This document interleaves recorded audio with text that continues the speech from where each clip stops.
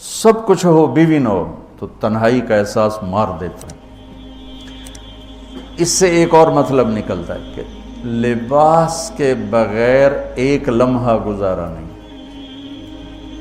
سارا دن پانی نہیں پیتے ہیں نا، اب میں بیان میں پانی پی رہا ہوں، لیکن 16 گھنٹے تو گزارے ہیں نا، پانی نہیں پیا، کھانا نہیں کھایا، 16 سیکنڈ لباس کے بغیر گزار سکتے ہیں؟ بولو۔ کوئی بھی کمرے میں نہ ہو، تم تنہا ہو، تم کپڑے اتارو تو تم اپنے آپ کو عجیب فیل کرو گے، تم خود اپنے آپ کو چادر میں چھپانے کی کوشش کرو گے۔ ان لباس ایک ایسی زبردست ضرورت ہے بلا دلیل کہ تم تنہا کمرے میں بھی کپڑے اتارو تو تم اپنے آپ کو عجیب سا محسوس کرتے ہو۔ اس سے پتہ چلا کہ بیوی کے بغیر کوئی زندگی نہیں ہے اور خامد کے بغیر عورت کی کوئی زندگی نہیں ہے۔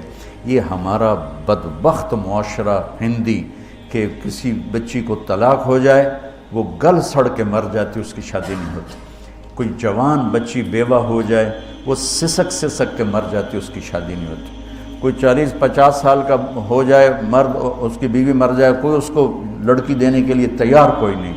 اور لباس کا لفظ بتاتا ہے کہ شادی کے بغیر انسان ننگا ہے، اور ننگے انسان کا کوئی کہیں بھی گزارا نہیں ہے۔ لفظ لباس بتاتا ہے کہ ہم اس چیز کو رواج دیں کہ شادیاں ہوں، بیوہ کی شادی ہو، مطلقہ کی شادی ہو، کوئی کس کی بیوی مر جاتی ہے۔ حضرت ابن مسعود کا فرمان ہے اگر میری موت میں 10 دن باقی ہوں تو بھی میں شادی کر لوں گا اگر میری بیوی مر جائے تو۔ ابو ہریرہ کہتے ہیں اگر میری زندگی میں 7 دن باقی ہوں اور میری بیوی مر جائے تو میں 1 ہفتہ بھی شادی کے بغیر نہیں رہوں گا، میں شادی کر لوں گا۔ تو ہم ایک ہندی معاشرے سے متاثر ہیں جہاں بیوہ کی کوئی سنوائی نہیں، مطلقہ کی کوئی سنوائی نہیں، اور کوئی جوان بھی 2-4 بچے ہیں اور بیوی مر جائے تو اس کی کوئی شادی نہیں ہے، وہ سسک سسک کے وہ بلک بلک کے زندگی گزارتے ہیں۔ ہم لوگ اس کو رواج دیں۔ لباس، لفظ لباس بتا رہا ہے کہ جیسے لباس کے بغیر ایک لمحہ آدمی چین سے نہیں بیٹھ سکتا، ایسے ہی اس رشتے کے بغیر زندگی میں کوئی خوبصورتی نہیں، کوئی حسن نہیں۔ میں نے جیسے کہا لباس سب سے قریب ہے، تو اس کے بعد بیوی کا حق سب سے پہلے آ جاتا ہے۔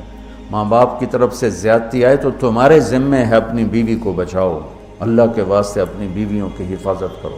ہاں تمہاری بیوی کی طرف سے زیادتی آئے تو اللہ کے واسطے ماں باپ کی حفاظت کرو۔ تو اس کا مطلب یہ نہیں کہ تم ڈنڈا اٹھا لو، اپنے اخلاق ایسے بناؤ، سپرنگ بن جاؤ، سپرنگ جو فریشر سے کو قبول کر کے دب کر کے نیچے چلا جاتا ہے۔ نیچے جانے میں جڑ جانے کا نظام چھپا ہوا ہے کہ جھک جاؤ، ماں باپ ناراض ہو ان کے پاؤں پکڑ لو، بیوی ناراض ہو اس کے پاؤں پکڑ لو۔ ذلت میں عزت چھپی ہوئی ہے، ساری زندگی کا تجربہ بتا رہا ہوں۔ ذلت اللہ کی رضا کے لیے ذلت اٹھانے میں عزت چھپی ہوئی ہے۔ ہن لباس لکم، کتنا ہی مجھے غصہ چڑھا ہو میں اپنے کپڑے پھاڑوں گا؟ مجھے غصہ آ گیا، میں نے اپنے کرتے پھاڑنے جو کسی یہ پاگل تو کرے گا، سمجھدار دوئے دا کرتا پاڑے گا، اپنا نہیں پاڑے گا۔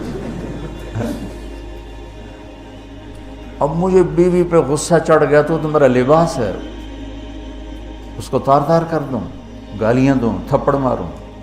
تو ایسا ہی جیسے میں اپنے کرتے کو پھاڑ رہا اور اپنے کرتے کو تار تار کر رہا۔ بیوی کو غصہ چڑھے تو وہ اپنے کپڑے پھاڑتی ہیں۔ کپڑوں کے لیے کتنے حفاظتی نظام ہیں، الماریاں بنی ہوئی ہیں اور ہینگر بنے ہوئے ہیں، کریز خراب نہ ہو۔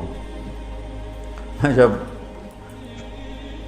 پڑھتا تھا نا لاہور تو اسکول میں یا کالج کا میں سب سے خوش لباس لڑکا کہلاتا تھا